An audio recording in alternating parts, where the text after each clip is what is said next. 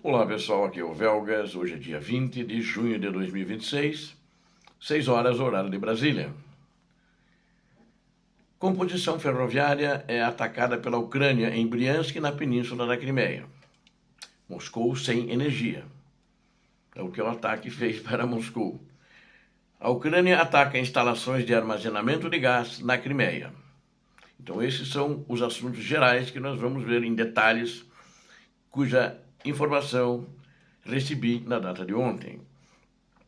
Um trem que transportava combustível para a linha de frente foi alvo de um ataque com drone na região de Briansk, na Rússia. Os combatentes do Regimento de Ataque das Forças de Sistemas Não Tripulados da Ucrânia, de número 413, atacaram um trem-tanque, na realidade uma composição de ferroviária com tanques de combustível, na Rússia, né? Atacaram isso em Briansk, como falei no início. Um drone kamikaze atingiu a locomotiva do trem. O trem estava em movimento, causando incêndio e danos significativos ao comboio ferroviário, mas o combustível que incendiou-se e vazou. Então não vai ser mais usado pelos russos no teatro de operações, que era o destino final dele. Vale lembrar que os operadores de drones ucranianos costumam alvejar e desativar trens que transportam combustível para as linhas de frente nas regiões fronteiriças da Rússia e nos territórios da Ucrânia ocupados pela Rússia. Na realidade, eu recebi essa notícia da Ucrânia, do Estado-Maior, e esta desativar é deles. Na realidade, foi destruído, né? Procuraram usar um termo elegante.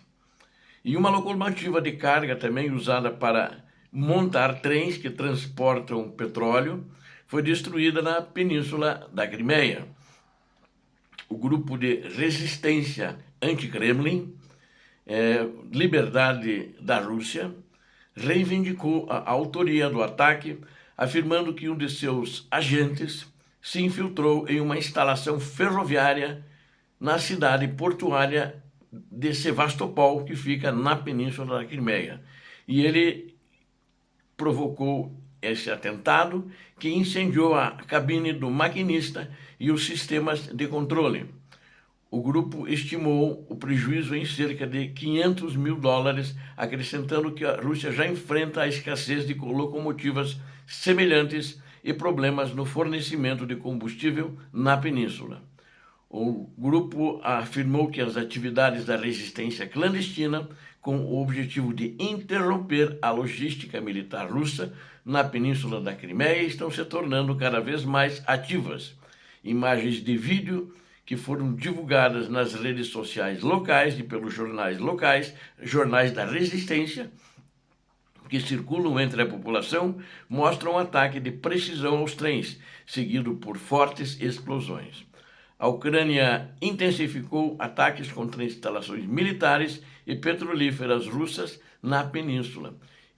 E acho que está muito intenso mesmo os ataques. Eu diria que é uma preparação para algo mais sério. Isso que os russos estão com medo poderá acontecer muito rapidamente. E notem que essa locomotiva que foi atingida na península da Crimeia, ela era usada para montar trens que transportam petróleo. E ela foi destruída na península da Crimeia. E outras dessas locomotivas também já tinham sido destruídas, e a Rússia não tem muitas dessas locomotivas que montam trens para transportar petróleo. Moscou sem energia. A Ucrânia deixou Moscou sem energia, né? Energia elétrica, por causa dos ataques na capital russa, realizados nos últimos dias, notadamente o último agora há 2 dias atrás. E com drones, e o ataque foi feito também com mísseis balísticos, né? Eu queria aí fazer um parênteses. Quando ontem eu lancei o vídeo, eu só tinha informação que eram drones, mas já existe a informação, me passada também pela Ucrânia, de que foram usados mísseis balísticos. Mas foi uma informação verbal, e a Ucrânia não confirmou e não vai confirmar mísseis. Eles estão se resguardando um pouco. Os mísseis estão sendo usados muito seletivamente.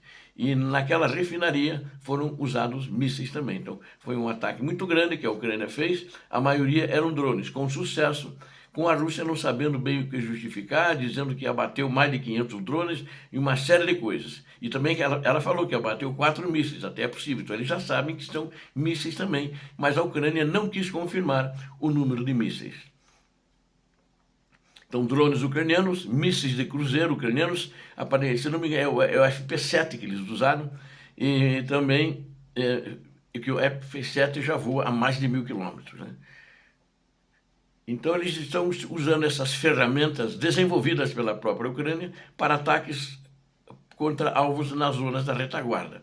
Os mísseis eles usam para alguns alvos, não para todos, e até porque outros alvos, os drones têm sido muito eficazes e o custo é bem menor do que usar mísseis. Então, eles usam mísseis que, para fazer o mesmo efeito, tem que usar sempre o recurso mais barato. O presidente ucraniano Volodymyr Zelensky comentou de que a Rússia poderia enfrentar um inverno difícil. Ele argumentou que os problemas da Rússia podem ser muito mais sérios, já que o país carece de apoio energético, tornando a China a única opção para salvá-lo. E ele disse isto porque justamente, falando em nome do ditador, o ministro de Relações Exteriores da Rússia, o Sergei Lavrov, ameaçou com retaliação. Até eu comentei já no vídeo de ontem, por retaliação. Eles estão atacando desde o dia 24 de fevereiro de 2022, e que retaliação? Todo dia que era ataque, que a Ucrânia revide ou não. Então a Ucrânia agora ela está revidando, mas não só revidando, está fazendo prejuízos muito grandes nesses ataques em profundidade. E aí o Zelensky falou justamente isso, quer dizer, até agora a mensagem que ele dizia é o seguinte: até agora a gente não conseguiu se defender dos ataques no inverno contra as nossas estruturas de energia. Este foi um exemplo, e no inverno vocês vão ter um inverno difícil, que agora os nossos mísseis vão ir até atrás das suas instalações de energia elétrica. É simples assim. E acho que ele fez certo. Tem que responder no mesmo nível, no mesmo tom que os criminosos do Kremlin fazem. Outro problema é a defesa aérea da Rússia, que não foi projetada para neutralizar eficazmente pequenos alvos subsônicos que exploram os efeitos da baixa altitude de voo, que no caso são os drones. Outro aspecto interessante é a expansão e o uso de diversas armas pela Ucrânia. Especificamente, os propagandistas russos e correspondentes de guerra têm afirmado que a Ucrânia ultrapassou a paridade e poderia estar enviando mais drones para a Rússia mensalmente do que a Rússia envia para a Ucrânia. Esse é um termo que os propagandistas russos usam, quer dizer, lançar contra o país mesmo, né? E eles dizem que a Ucrânia já tem mais mísseis para fazer isso. Mas por enquanto está no estoque, acho que está respondendo bem até agora, não vale a pena gastar sem necessidade na minha avaliação.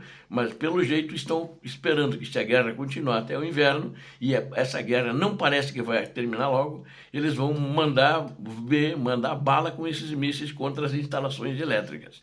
Aí vão deixar a Rússia na escuridão. Eles fizeram alguma coisa em algumas cidades, inclusive Moscou ficou parcialmente sem energia por alguns dias, acho que uns 3 dias no máximo, com os ataques ucranianos contra as instalações de energia elétrica. Por enquanto, só podemos falar sobre a disponibilidade e as características operacionais do míssil balístico com alcance de até 300 km, que é o FP-5, e o FP-7, que foi de 1.000 km. O FP-9 não adianta falar que pode andar a mais de 3.000 quilômetros, então para voar, né? Não andar. Drone e míssil não andam, eles voam.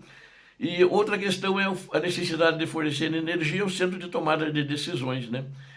Moscou depende de um conjunto de polos energéticos. Se esses não forem destruídos e não puderem funcionar nem com 50% da capacidade, isto poderá levar a uma grave catástrofe para a Rússia. Se eles forem destruídos e no máximo 50, ou não chegarem a 50, eles vão ter uma catástrofe no inverno, uma catástrofe humanitária. Até vai ter gente morrendo de frio, porque Moscou é muito frio.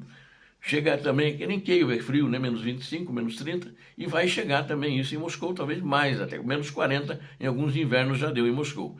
Portanto, não me surpreenderia se Putin, ao tentar insinuar a permissão para o desfile na praça, em 9 de maio, que a Ucrânia autorizou, eles desfilaram sem serem incomodados, agora ele pode querer insinuar que não haverá corte de energia durante as suas felicitações de Ano Novo, né? Ele só quer para coisas específicas, para ele poder receber os parabéns e poder fingir que é cristão ortodoxo e acender uma vela na igreja, dizendo que e não quer acabar com a guerra e não quer fazer paz, né? Esse é um cenário muito realista. A Reuters, inclusive, noticiou que a refinaria de petróleo de Moscou, um ataque das forças de defesa, que aconteceu agora, né? E a Ucrânia, de fato, colocou a refinaria fora de operação. Está parada, está desligada. Segundo jornalistas, o ataque ucraniano danificou a principal unidade de refino de petróleo da planta, que é responsável por 53% só aquilo ali da refinaria. No entanto, também a Reuters observa que uma das unidades, né, porque todas as unidades foram atingidas e todas elas estão paradas. É, é, ele acha que elas podem retomar as operações, alguma delas pelo menos, em breve. Mas acredito daí que como a Ucrânia tem feito um ataque atrás do outro, quando recupera, eles vão observando, vão monitorando através de satélites, então isso com certeza vai dar um rendimento negativo para a Rússia, ou melhor, não vai dar rendimento nenhum.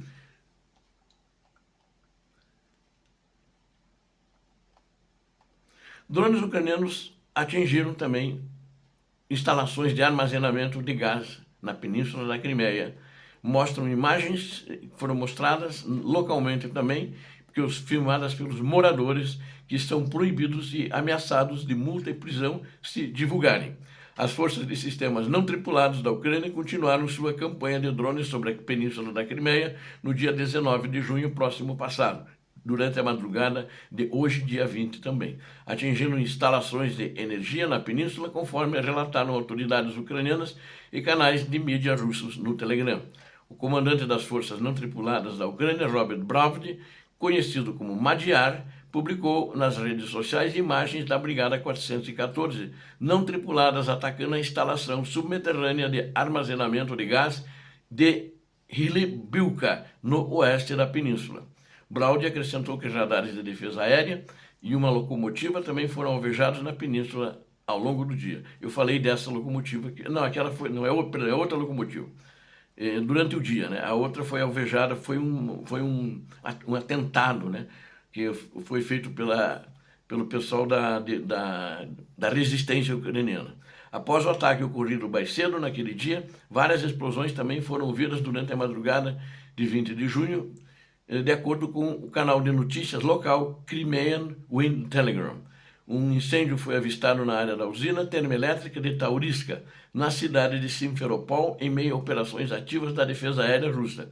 Uma coluna de fumaça preta foi relatada após um suposto ataque à instalação. E a Crimeia tornou-se o foco principal e eficaz campanha de ataques de médio alcance na Ucrânia, utilizando drones de médio alcance para atingir alvos russos em profundidade operacional atrás da linha de frente. E, em alguns casos, ela já tem usado mísseis de fabricação ucraniana também nos ataques à península da Crimeia. E a Ucrânia tem como alvo as instalações de energia em meio à escassez de combustível. As de energia que são de tipo combustível de uma maneira geral. No início de junho, as autoridades russas implementaram o uso de voucher, que eu já falei para vocês, e nem o voucher está servindo, porque as pessoas pagaram pelo voucher, só que eles não têm onde pegar o combustível. Obrigado a vocês que assistiram esse vídeo. Não esqueçam de fazer inscrição no canal, é importante, preciso de vocês, fazer o like, preciso de vocês também, e também não esqueçam de compartilhar com suas redes sociais e fazer seus comentários. Eu quero pedir a Deus que abençoe a todos vocês, a Deus que abençoe a Ucrânia e a Deus que abençoe o Brasil. Paz e bem, paz para toda a humanidade. Muito obrigado.